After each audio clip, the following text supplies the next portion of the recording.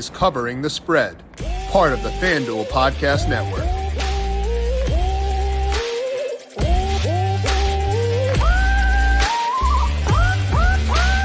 Massive sports weekend on tap because we have not just NFL Week 13 with a disgusting number of really fun games, but also the round of 16 in the World Cup is coming up. We're going to talk about that with Austan Kas of numberFire later on, getting his read on some of those matches, including the USA versus the Netherlands. But it's also Week 13 in the NFL, which means we got to talk to Zachariason of LateRound.com and the Late Round Fantasy Football Podcast about his favorite player props for this week. This is Covering the Spread right here on the FanDuel Podcast Network and numberFire.com. My name is Jim Sonis. I am a senior writer and analyst for numberFire.com, joined here as mentioned by Zachariason. Check him out on Twitter at LateRoundQB. JJ, happy Week 13 to you. How you doing today? I'm a lot better after the final drive for New England last night with Ramondre Stevenson just getting dump off after dump off. You know, you got to love that if you have him in PPR formats. So I'm feeling better after that because up until that point, it wasn't looking great for him in fantasy. But yeah, man, things are good. Like you said, great weekend of sports, but also, you know, specifically the NFL. A lot of great games. There certainly are. And we talked about those games on the full show yesterday with Ryan Williams to get the read on those. If you want some thoughts on ways to bet, Chiefs, Bengals, stuff like that, check that out on the Covering the Spread podcast feed or up on the FanDuel YouTube page. Are you going to give us any World Cup insights too? Are you excited to watch tomorrow's match in the U.S. and Netherlands? I'm excited. I am the opposite of a soccer guy, if you will. Sorry, a non-American football guy. I'm excited though. You know, I don't like really care for soccer typically, but you know, you gotta back the country. You know, in a big event like that, it's a really fun time. It's just too stressful. I will watch it, but I'm going to be stressed the entire time, and I don't like putting myself intentionally in high-stress situations, but I guess we'll do it for the Stars and Stripes. Let's dig in now, though, to week number 13 in the NFL. And one thing that stood out last week was vibes. And, like, that's a dumb thing to make bets based off of is vibes. But they kind of seem to matter in that Jets game. They moved Mike White at quarterback. Things went really well for them. The Broncos have had bad vibes the entire year. Cortland Sutton, you know, has been hitting his props pretty regularly, so that's fine. But it seems like I can't quantify this stuff, but it does seem like vibes kind of matter. Or is it something where you think that markets may overreact to vibes? You could, you know, potentially try to buy into situations like that. How do you account for, I guess, we'll just call it vibes when you're trying to look at player props? Well, let's talk about vibes first. I think it's real. Like, I don't think it's an unreal thing. Maybe I lose my analytics card by saying that, but you know, I think it's a very important thing to understand and just be open to. You know, like. You know, if you exercise, if you're a runner, let's say, there's going to be days where you're more motivated to run than other days, and then you're going to perform better on those days. It's no different for, you know, I know that obviously these guys are professionals and they hypothetically should put their best effort forth every single week because they're getting paid to do this and all of that. But at the same time, I mean, you can get that extra boost just naturally if the environment looks right. You know, if you're in this, like, you know, there's a difference between a preseason game and a regular season game. You know, they're not playing the same way in all of these games. And so I think it's only natural for there to, yes, be some sort of like, you know, vibe situation, if you will. With that being said, I think it's very easy to then overstate what that really means. You know, we look at what Mike White did last week. Well, the Bears defense is arguably the worst defense in the NFL right now, right? So obviously they're going to perform a little bit better defensively when they're facing the Chicago Bears. Or you look at Russell Wilson, and yeah, things are bad for Russ. He's not playing well. The coaching staff is an abomination. But we have to also keep in mind that they've had offensive line injuries. They've had horrible pass catcher injuries. I mean, like Russell Wilson over the last couple of weeks has been thrown to Kendall Hinton as his number 2 wide receiver. And yes, part of that problem is team building, of course. Sure. You know, this is, but it goes beyond just how these guys are performing. It goes, you know, you can look at matchup, you can look at injuries, all that kind of stuff too. So I think that's important to give that context. So I'm sort of in the middle here. You know, like I don't think that vibes are nothing. I don't think that the way that I mean, because we're measuring humans at the end of the day. And we're measuring how these guys perform. And you know, day to day with what you do at work, with what you do when you exercise, whatever, you know, there are some days where you're just better than others. And that's fine to admit that. It's fine to know that, you know, what we're looking at and analyzing isn't capturing all of that. But at the end of the day, it's still, production is still being captured in some way. We can still analyze that stuff knowing that that's the case. But then on top of that, don't ignore why things might have gone a certain way, which is the typical things we look at: matchups, injuries, etc.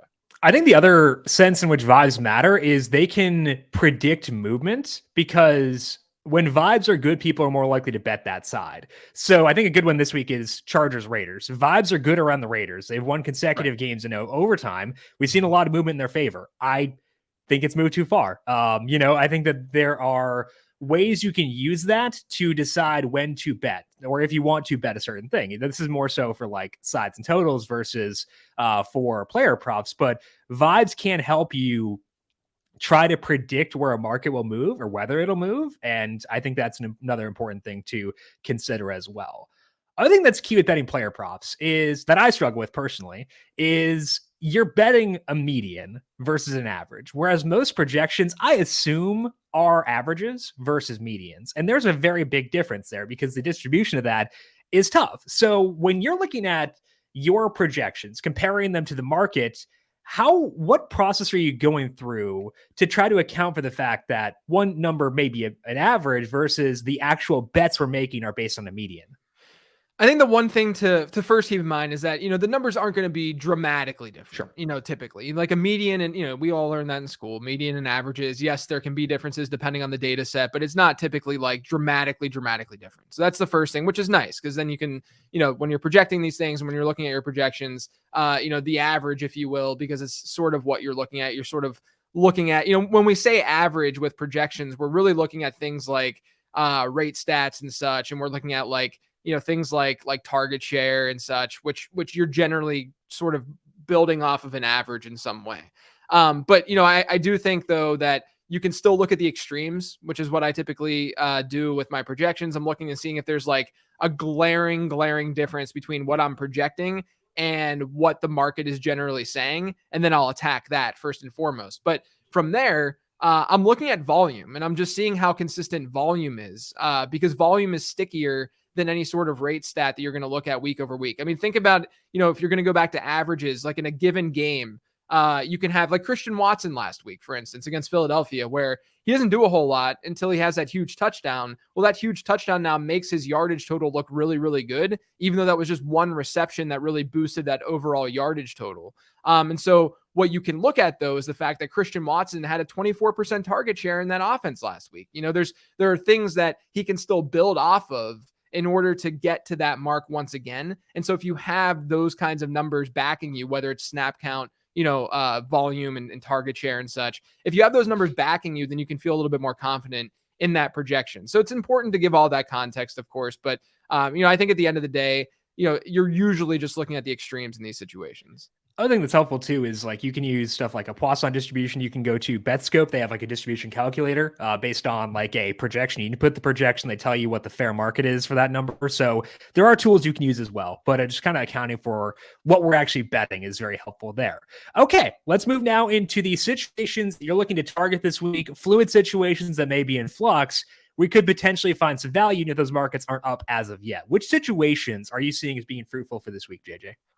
Yeah, I don't know if this first one is necessarily something that you can attack per se, unless you see something in a market. I didn't necessarily see it, but Tony Pollard this past week ran fewer routes than Ezekiel Elliott, which is not normal. I mean, the week before that, he ran 13 more routes than Ezekiel Elliott, which is pretty significant at the end of the day for a running back. I mean, that kind of gap basically says you're the pass catcher, you're not the pass catcher in the offense. So I'm at least monitoring this backfield split between these two guys. It was a Thanksgiving game. Maybe they just wanted Ezekiel Elliott to be used a little bit more in that environment and such. I have no idea, but it's at least something that we need to monitor moving forward, because Tony Pollard is not only a good pass catcher, but he's been that pass catcher for them throughout the season.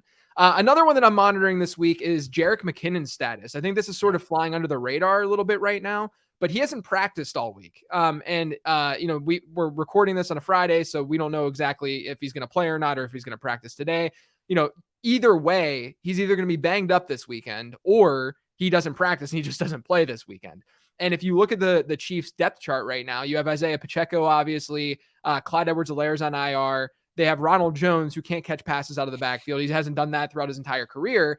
And then they recently signed Melvin Gordon, who I think they signed because they needed someone who could sort of do it all and be a good a good piece for them. Not necessarily just backing up, but just being security for an insurance for them. But Melvin Gordon signed this week. I mean, he hasn't been there very long. And then if Jerick McKinnon doesn't go, then all of a sudden Isaiah Pacheco has a chance in a very high over-under game, a game that could shoot out. He has a chance to be a bell cow in that game against Cincinnati. So that's definitely one situation that I'm monitoring right now. If you want to be aggressive, you could obviously just hit overs with Isaiah Pacheco. Because, the other thing too is from a snap count standpoint, if Jerick McKinnon is in, that limits Isaiah Pacheco's just usage on the field and being on the field in general. So that's a big one for me this week. And then the last one that I want to get to is the Jets wide receivers. A lot of people are looking at production from last week and they're saying, oh, Elijah Moore had his best game of the, he had 2 catches, but Elijah Moore had his best game of the year, scored a touchdown, 64 yards against the Bears. Here's the problem with that is that Elijah Moore still played half the number of snaps as Corey Davis did this past week. Corey Davis still ran 10 more routes than Elijah Moore. He's still the number 2 wide receiver on that team, Corey Davis is. So that's definitely one of the situations to at least realize and recognize is that even though production is saying one thing in that one game, Elijah Moore is not really playing that much more, even though we would love him to. Yeah, the funny thing was after the game, the receivers are chanting like, oh, free that man. When Elijah Moore is talking to the media, it's like he still didn't play a lot of snaps. So it's very clear what they're alluding to. Yeah. They're not hiding what they're alluding to. It was not about playing time. It was about, quarterback play at that point. They're not making it. They're not hiding it there. With Pacheco, I think it was also interesting last week. They kind of used him in creative ways. It was only one play, but they had him lined up out wide, put him in motion. He ran a slant, caught it, and then kind of created a bit after the catch. I thought that was like, you don't want to over amplify one play in your mind, but okay. It's like they kind of trust him as a pass catcher. And I think that's at least interesting with McKinnon being banged up and Gordon being new to the team. Let's shift now to yardage props here for week number 13. Where are you seeing value there for this week? Yeah, so, I just talked about Elijah Moore not being the number 2 wide receiver for the Jets, at least from a usage standpoint. Corey Davis doubling him up from a snap standpoint. I like Corey Davis over 35.5 receiving yards. You can get this in a lot of books right now. He is the number 2 wide receiver for the Jets. Minnesota, who they're facing this week, they rank 28th in success rate allowed through the air. And they've been really bad against perimeter wide receivers in particular. They're 3rd in the NFL in wide receiver target share going outside the slot. So teams are attacking the Vikings on the perimeter a lot more than the middle of the field. Davis has only played 21% of his snaps from the slot this year, so he is a perimeter guy. And in full games played this year, Davis has actually hit this over in 5 of 7 games. I think that this number is as low as it is right now because he only had 9 yards last week in a game where the Jets offense was moving the ball. So I like Corey Davis in this spot. I think he's a really good bet over 35.5 receiving yards. Yeah, the Jets go from playing outdoors in the rain to playing indoors against a team that is very good against the rush, with potentially their top running back being banged up in this game. That could encourage them to throw more. Confidence in Mike White may encourage them to throw more too. So a lot of things do point towards maybe more passing volume this week, and that could be good for Davis because he is still playing a lot of snaps for them. Any other yardage props you like for this week? Yeah, I also like Saquon Barkley under. I had Barkley over a couple weeks ago against Houston when he had 35 rush attempts, but I like him under 71.5 rushing yards, which you can also get in most books. Barkley hasn't gotten there in 3 of 4 games. The one game where he did get there was that Houston game that I was just talking about, where he carried the ball 35 times. And Houston arguably has the worst rush defense in football. It's at least one of the bottom 5. Now New York gets Washington. Washington has actually been really good against the run. They rank 7th in success rate allowed to running backs this season. So this game has a low over under too. It could just be sort of like a low scoring kind of ugly game. So I'm going under with Saquon Barkley at 71.5 rushing yards. This number to me should be closer to like 66.5. Yeah, they also got Gary Brightwell involved a bit on Thanksgiving, like intentionally so. Like, we're calling up plays for him, which was interesting. Really tough rush defense. I just need the Giants to win, so I'll ask for that. We can get a Saquon under with the Giants win anyway, but hopefully he gets his yardage through the air. Okay, what touchdown props you seeing for this week? I only have one for you, and I'm not going to get as crazy as I sometimes do with these touchdown props. So let's just keep it simple. I like Joe Burrow over 2.5 passing touchdowns against Kansas City, which is actually plus 160 right now over on DK. So you're getting some good juice with it. Kansas City has a bottom 10 pass defense when looking at success rate allowed. Burrow obviously getting Jamar Chase back this week. This game has an over-under of 52.5 according to FanDuel Sportsbook.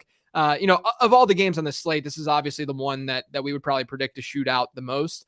And Burrow has done this before. I mean, it's not like we're throwing a dart at a random quarterback to hit 3 touchdowns. He's hit this over in 4 of 11 games this year, and now you're getting this plus 160. I mean, it's a good number for, in my opinion. I don't have Burrow projected at 3 touchdowns. Sure. But when you're getting it at plus 160, I think that you got to take it. Yeah, and I need the over in that game too. So I have the Jets money line. That goes well with the Davis yardage prop, kind of, because he's productive. They can get a win there. Sure. I've got the over for Chiefs Bengals at 51. Got that there. So I like the cohesion between the bets for this week. Now, JJ, we're gonna let you go in here in a second, but our next guest is a guy very well from all the way back in the original late round QB days, Austan Kas. So let's bring Austin on as well, and a nice little reunion here to get the old late round QB gang back together. Yeah, we Austin and I go way back. We started doing. I think he started writing for late round. This was lateroundqb.com before lateround.com. All happened, but he was one of the first guys who came and started writing for late round QB back in like 2013. So it's been like a decade of Austin in my life, which is kind of sad at the same time that it's already been 10 years. But I love Austin to death. He's a great dude. Oh yeah, we all love Austin. Austin, welcome to the show. Excited to get to talk some World Cup with you. Unfortunately, JJ did not give us any World Cup bets, so disappointing on that end. I'm not surprised. It's good to see you, dude. How you doing? I'm great, man. I'm great. It's good to see you too. Yeah. Well, we're going to talk to Austin, break down the round of 16, talk about USA versus Netherlands in a bit. But JJ, check out everyone's work or JJ's work at lateround.com, the Late Round Fantasy Football Podcast, and find JJ on Twitter at LateRoundQB. JJ, have fun this weekend, and we'll talk to you once again next week. Thanks, Jim. Appreciate it. See you later, Austin. See you. Alrighty. Big thank you once again to JJ again on Twitter at LateRoundQB. We'll talk to Austin about these World Cup games in just one second. But first, the 2022 NFL regular season has been jam-packed with excitement. This Sunday night will be no different, thanks to FanDuel and DirecTV's plan to give you more ways to win this NFL season. Introducing the DirecTV Sunday Night Countdown, a daily fantasy football contest on FanDuel, awarding $10,000 in cash prizes based around the most exciting part of the week, Sunday Night Football. Here's how it works. Just build your best 5-player roster while staying under the salary cap and follow along as the game unfolds using FanDuel's live scoring feature. Earn points for each stat your players accumulate and watch as your lineup climbs the leaderboard. The higher up the leaderboard your lineup finishes, the larger share of $10,000 to win. It is that simple. Contest is now live. So go to FanDuel.com/league/DirecTV-SNF and make sure to submit your lineups before Sunday night. That's FanDuel.com/league/DirecTV-SNF. So I mentioned Austan Kas is on the show right now. You can find Austin on Twitter at Austan Kas, K-A-S, or A-U-S-T-A-N, K-A-S, the spelling on that. Austin is an editor and a writer for us over at numberFire.com, doing a lot of football analysis for us over there. Austin, welcome. How's the World Cup been for you so far? Looks like you're on mute, actually. Sorry. There we go. It's been really entertaining and fun. Especially when it gets to these last games of the group stage and there's 2 games going on at once, and who advances relies on how the other game pans out. It gets really stressful and fun. Where were you emotionally during the Germany-Spain drama, Japan yesterday? Where were you at from a headspace perspective? I thought it was mostly pretty fun. When there was a brief window when it looked like both Spain and Germany could go home. Yeah. And I didn't really love that because I'm kind of boring. I want to see the better teams advance. I want to see big matchups later in the tournament. So to have both of them go home would have been pretty rough, but it was really entertaining. Yeah, it certainly was. Like I said, I'm not built for this kind of stress, so not fun for me, but I'm glad that it was fun for you. Now let's talk about this round of 16. We don't have every game set as of yet, but we should know, but we know most of the matchups right now. So we talk about those we do know. And in addition to betting the individual matches, you can also bet on whether a team will advance the next round. Now, I'm confused about this because I don't know World Cup at all. So I need you to explain to me. We'll put it under the guise of explain to the people, not specifically just to me, the dummy here who doesn't know how this works, but how does advancing work once we're in this round? So they'll play just the usual 90 minutes plus injury time as they have been. But now they need a winner every game. So if they're still tied at the end of that, they'll do 2 15-minute periods of extra time. And then if they're still tied at the end of that, they'll do a penalty shootout. Okay.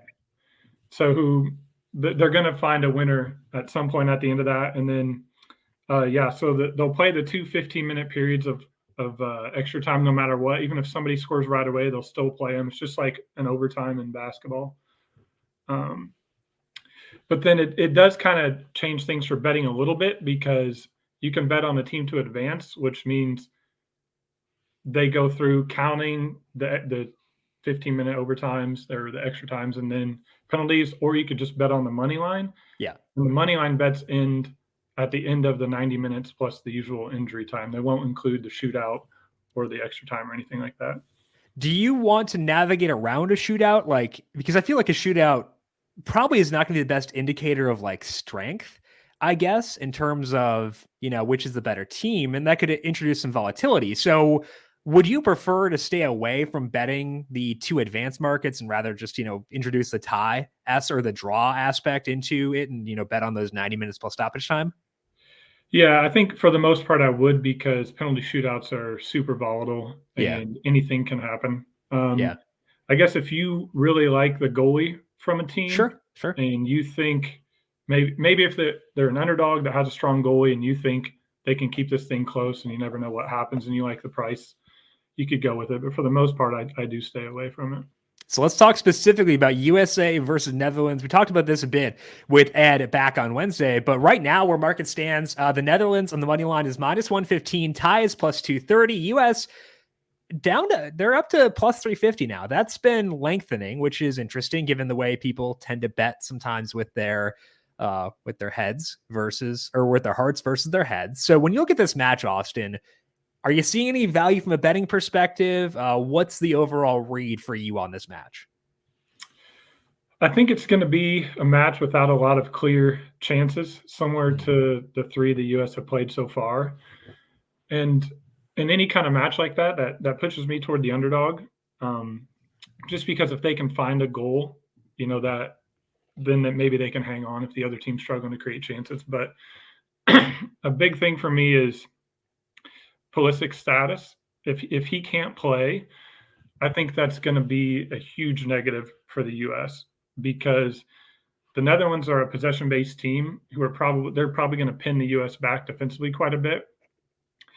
So they'll need Pulisic's ability to create and dribble, which will help get the team up the field. If Pulisic can't play, I fear the U.S. could get stuck in the defensive half quite a bit, and it could just be an onslaught of chances from the Netherlands. But the Netherlands have been really underwhelming in attack so far. They have just 2.6 expected goals per FBref's expected goal model, and 1.7 of those came against Qatar, who's one of the worst teams in the tournament.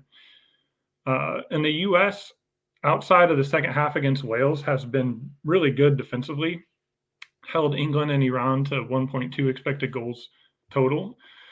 So I think it could be a 1-0 game either way, but if the reports today are trending positively toward Pulisic and it sounds like he's going to play and he's going to mostly be the same guy, I kind of like throwing a few bucks on the Americans' moneyline price at 340 or 350 now. Yeah. If it sounds like he's not going to play or will be compromised at all, then I think Netherlands, their -110 moneyline price is more than fair. Yeah. And it seems as though he's going to be good to go but that's not definitive yet. So I think that if it were more definitive, we probably would see the +350 be shortening there. Yeah. Any other takeaways for you from your overall vibe that there won't be a lot of chances? Like, are you looking at a total in this game as well? Or is it primarily that lower scoring can breed more chaos and can allow an underdog to win? Is it more so that versus looking at the total goals markets? Yeah, it's more so the latter. And I think Yeah. we've seen a lot of that this tournament. Expected goals really hasn't mattered too much. And I Yeah. keep, over the long term, it will matter, but it's not a long-term event, unfortunately. Yeah. It's similar to the NCAA tournament where, a team can get hot and variance can rule the day, and it has so far for the most part. Okay. Well, that's the USA versus Netherlands, but we got, I think, 6 other matchups set already for this round of 16. Or 5 other matchups. What other value are you seeing right now at FanDuel Sportsbook for this round?